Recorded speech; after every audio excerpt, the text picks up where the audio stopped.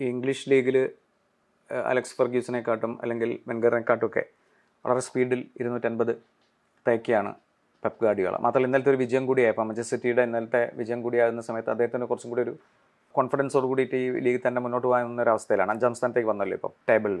എങ്ങനെയാണ് ഇപ്പോൾ മാഞ്ചസ്റ്റർ യുണൈറ്റഡിൻ്റെ ഭാവിയും ഗാർഡിയോളയുടെ ഈ കോൺഫിഡൻസും എങ്ങനെയാണ് ലീഗ് വിലയിരുത്തുന്നത്?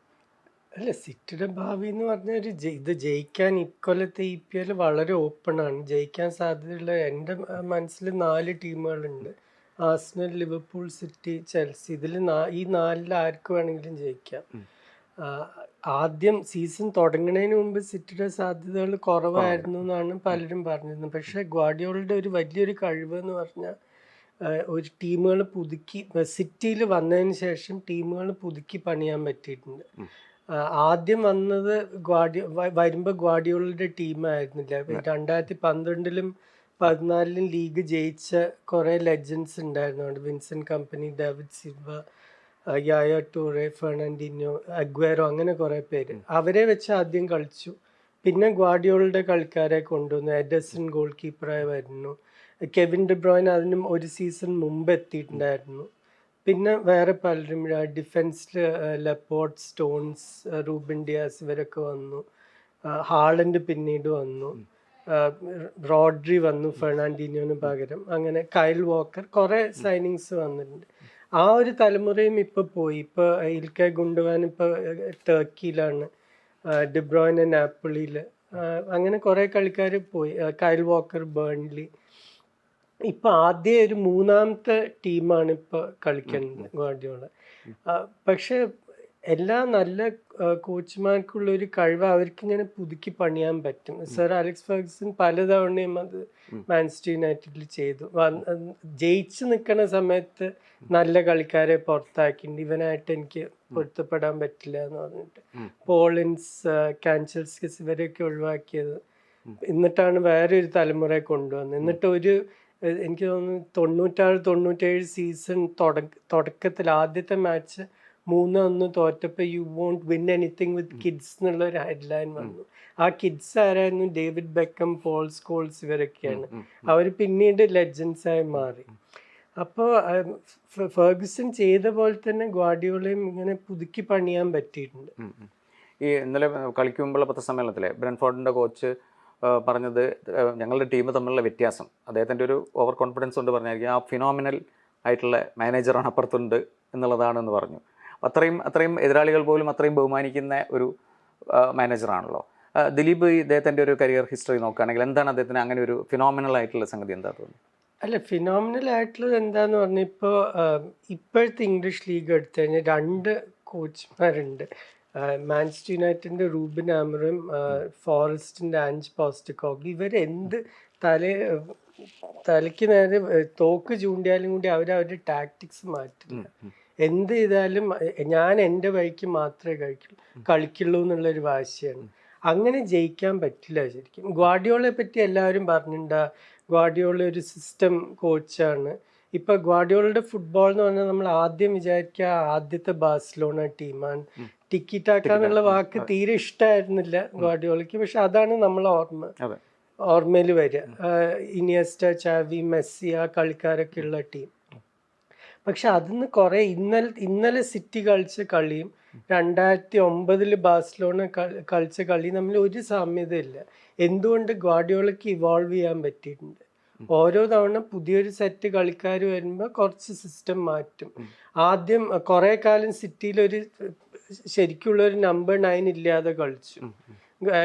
അഗ്വേറോന്റെ നല്ല കാലം കഴിഞ്ഞതിന് ശേഷം പിന്നീട് പക്ഷെ ഹാളൻഡ് വന്നപ്പോൾ ടാക്ടിക്സ് മാറ്റി. ഇപ്പൊ കുറെ കൂടി ലോങ് ബോളിന്റെ ഡയറക്റ്റ് ആണ്, കുറെ കൂടി ഫാസ്റ്റ് ആയിട്ട് ബിൽഡപ്പ് ചെയ്യുന്നുണ്ട്. അപ്പൊ അങ്ങനെ പല മാറ്റങ്ങളും വരുത്താൻ പറ്റിയിട്ടുണ്ട്.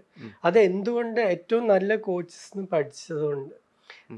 ഏറ്റവും സ്വാധീനിച്ചിട്ടുള്ള 2 ആൾക്കാർ, ഒന്ന് യോഹാൻ ക്രൂയിഫ് തന്റെ കോച്ചായിരുന്നു, ബാഴ്സലോണയിൽ കളിക്കാരനായിരുന്ന സമയത്ത്.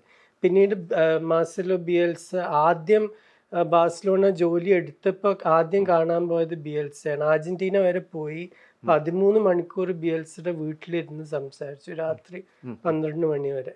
അപ്പൊ ഇവരുടെ ഒക്കെ അടുത്തുനിന്ന് ഓരോന്ന് പഠിച്ചിട്ടുണ്ട്. ക്ലോപ്പിന്റെ കളിയിൽ നിന്ന് പഠിച്ചിട്ടുണ്ട്, അറിഗോ സാച്ചി, ഇങ്ങനെ പല നല്ല കോച്ചസിനും അവരുടെ നല്ല ക്വാളിറ്റീസ് എന്താണ് അതൊക്കെ പഠിക്കാൻ നോക്കിയിട്ടുണ്ട്. അതുപോലെ ഹാലൻഡിനെ ദിലീപ് എവിടെയാണ് പ്ലേസ് ചെയ്യുക? കാരണം ഒരു വലിയൊരു നമ്മൾ പറയുന്ന ലെജൻഡുകളുടെ ഒക്കെ കൂടെ വരാനുള്ള ഒരു സാധ്യത ഹാലൻഡിനുണ്ടോ? തീർച്ചയായിട്ടും.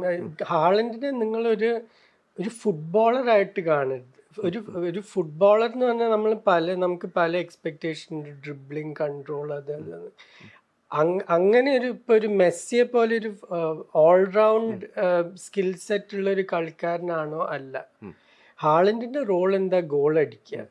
തീർച്ചയായിട്ടും പാസ് എവിടെ എത്തുന്ന അറിയാം, താൻ എവിടെ എത്തണം, എപ്പോൾ ഓടണം, ഇതൊക്കെ അറിയാം. ഒരു ഗോൾ മെഷീനാണ്. പണ്ട് ഞാൻ ജനിക്കുന്ന കാലത്തൊക്കെ ജർമ്മനിക്ക് ഗേർഡ് മുള്ളർ എന്ന് പറഞ്ഞൊരു സെന്റർ ഫോർവേഡ് ഉണ്ടായിരുന്നു. മുള്ളറിന്റെ ഇതേപോലെയായിരുന്നു, ഗോൾ അടിക്കുക. പിന്നീട് ഗാരി ലിനക്കർ ഇംഗ്ലണ്ടിൽ, ഇവർക്കൊക്കെ വേറെ ഓൾറൗണ്ട് വലിയ കഴിവൊന്നുമില്ല. പക്ഷെ പാസ് വരുമ്പോൾ അല്ലെങ്കിൽ ക്രോസ് വരുമ്പോൾ അവർക്ക് എവിടെ എത്തണം എന്നറിയാം. പിന്നെ ആ ബോൾ കിട്ടിയാൽ ഫിനിഷ് ചെയ്യാനും അറിയാം. അത് വല്ലാത്തൊരു കഴിവാണ്. അത് അധികം ആൾക്കാർക്ക് ഇല്ലാത്തൊരു കഴിവ്. ഇവിടെയും ഇപ്പം ഇംഗ്ലീഷ് പ്രീമിയർ ലീഗിലും നമ്മൾ ലാ ലീഗയിൽ പറഞ്ഞ പോലെ ബാഴ്സലോണയുടെയും റിയൽ മാഡ്രിഡിൻ്റെ ഒക്കെ അവസ്ഥ പറഞ്ഞ പോലെ തന്നെ ഇവിടെ ഇപ്പം നമുക്കൊരു പ്രഡിക്റ്റ് ചെയ്യാൻ പറ്റിയ ഇതല്ല. എന്നാൽ പോലും ലിവർപൂൾ കഴിഞ്ഞ പ്രാവശ്യം എത്ര ഫോമിലില്ല എന്നും ആർസനലാണ് മുന്നിൽ നിൽക്കുന്നതെന്നും മാഞ്ചസ്റ്റർ സിറ്റിക്ക് സാധ്യതയുണ്ടെന്നൊക്കെയുള്ള ചർച്ചകളാണ് ഇപ്പോൾ തുടങ്ങി കഴിഞ്ഞിട്ടുള്ളത്. ദിലീപ് എങ്ങനെയാ ആ ചർച്ചയിൽ? 3 ആഴ്ച മുമ്പ് ആർസനലായിരുന്നു പ്രശ്നം. അവര് ലിവർപൂളിൽ പോയി അവർ തോറ്റു, സിറ്റിയുടെ എതിരെ ഡ്രോ മാത്രമേ പിടിക്കാൻ പറ്റുള്ളൂ. അപ്പോൾ അപ്പോഴത്തെ ക്രൈസിസ് ക്ലബ് ആർസനലായിരുന്നു. ഇപ്പൊ 2 കളി ലിവർപൂൾ തോറ്റു. തീർച്ചയായിട്ടും കുറെ പുതിയ കളിക്കാർ വരുമ്പോൾ ലിവർപൂളിന്റെ കാര്യത്തിൽ 4 സ്റ്റാർട്ടിംഗ് പ്ലെയേഴ്സാണ് മാറ്റേണ്ടി വന്നിട്ടുള്ളതെന്നല്ല, മാറ്റിയിട്ടുള്ളത്. അപ്പം ഇവർക്കൊക്കെ അഡ്ജസ്റ്റ് ചെയ്യാൻ സമയമെടുക്കും.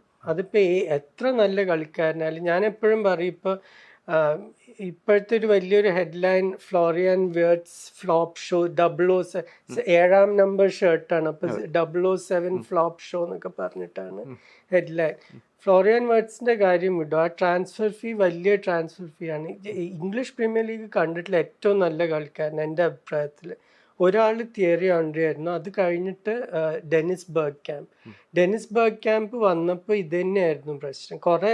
കുറെ മാച്ച് എടുത്തു അഡ്ജസ്റ്റ് ചെയ്ത് വരാൻ. ഇംഗ്ലീഷ് ഫുട്ബോളിൻ്റെ പേസ്, അതിൻ്റെ ടാക്ടിക്സ് കുറച്ച് ഡിഫറെൻ്റ് ആണ്. ഇതേപോലെ ഫ്ലോപ്പാണ്. അപ്പം പക്ഷെ സോഷ്യൽ മീഡിയ ഇല്ല, പക്ഷെ എന്നാലും പത്രങ്ങളിലൊക്കെ ബർഗ് ക്യാമ്പ് ഒരു ഫ്ലോപ്പായിരുന്നു. പിന്നീട് ആർസനൽ ഡബിൾ ജയിച്ചു, ആദ്യ ചാമ്പ്യന്മാരായി. ഇതിലൊക്കെ ഏറ്റവും പ്രധാനപ്പെട്ട കളിക്കാരനായിരുന്നു ഡെനിസ് ബർഗ് ക്യാമ്പ്. അപ്പോൾ ഈ 6 or 7 കളി കൊണ്ട് ഒരാളുടെയും വിധി എഴുതാൻ പറ്റില്ല നമുക്ക്.